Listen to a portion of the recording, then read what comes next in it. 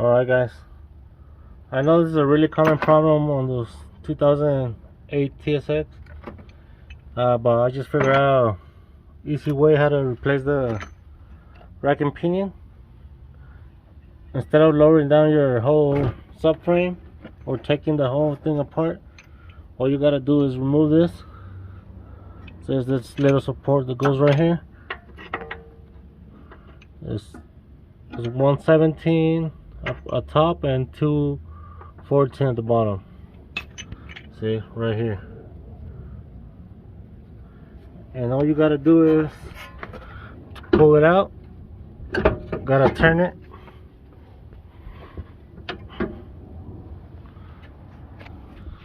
See guys, I pulled it out for you guys so you guys can see. See, you just put it in sideways like that.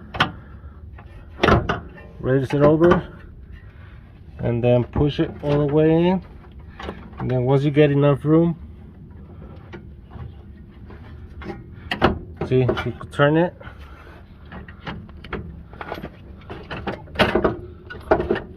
and there you go, and set it up where it goes, and you're ready to put everything back together. Alright, I didn't do the whole process,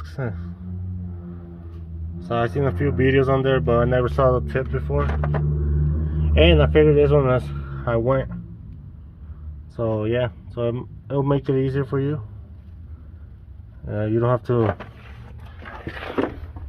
because the way I saw in some of the videos is, see, you gotta take this top part off, take that 12mm and that 12mm. But if it's like yours, see, they're really stuck on there, they're pain in the ass. So this is the way to do it is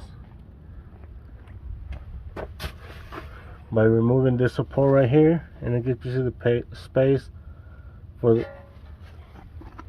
this part so it could come out.